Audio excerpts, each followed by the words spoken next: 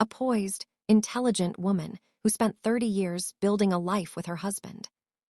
Robert Thompson, a high-powered CEO who thinks he is untouchable.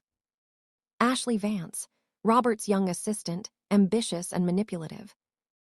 Julian, Alina and Robert's son, whose wedding serves as the backdrop. Sophia, Julian's bride. The grand setting. The story opens at a lavish estate in the Hamptons. It is the wedding day of Julian and Sophia. Flowers worth thousands of dollars line the aisles, and the elite of New York society are in attendance. Alina Thompson stands at the center of it all, the picture of elegance in a champagne-colored gown. For 30 years, Alina was the backbone of Thompson Industries. She was the one who worked 2 jobs while Robert finished his MBA. She was the one who managed the books when the company started.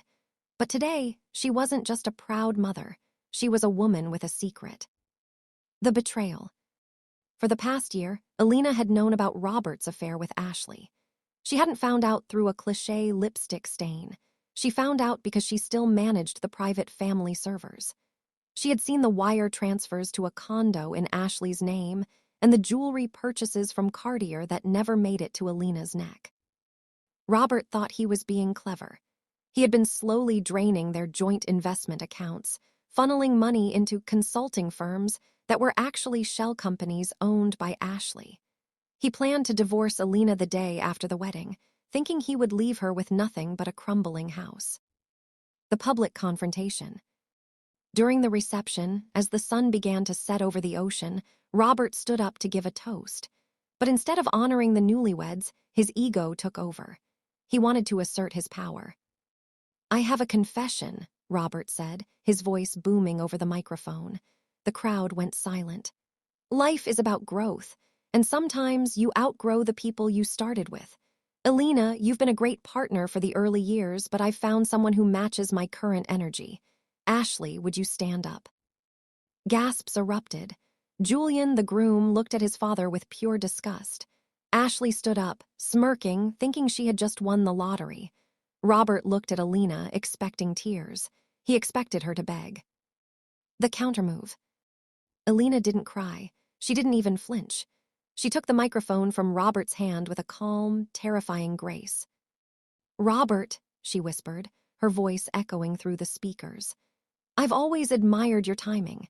Since you decided to make our private business public on our son's wedding day, let's finish the transaction." She signaled to a man standing at the back of the room, her lawyer. He stepped forward and handed Robert a thick blue folder. "What is this?" Robert sneered. "That," Alina said, "is a copy of the infidelity clause in the post-nuptial agreement you signed 10 years ago to get me to stay after your first affair. It states that, in the event of documented adultery, you forfeit 90% of your shares in Thompson Industries and the entirety of the Hamptons estate." The color drained from Robert's face. "The twist," Alina continued, "and those shell companies you set up for Ashley. You used the server I built. I didn't just watch you move the money, I rerouted it. That consulting money didn't go to Ashley's offshore account. It went into a trust fund for Julian and Sophia. You've essentially paid for their entire future with your mistress's allowance." Ashley's smirk vanished. She looked at Robert, realized he was now effectively broke, and without saying a word, she grabbed her designer purse and walked out of the gala. She wasn't interested in a man without a kingdom. The aftermath. Robert sat down, defeated, in front of all his business partners and friends.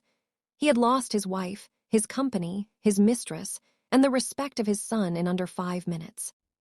Alina turned to the crowd, raised her glass, and said, "To Julian and Sophia, may your marriage be built on honesty, and may you never mistake a partner's silence for weakness." The band started playing again.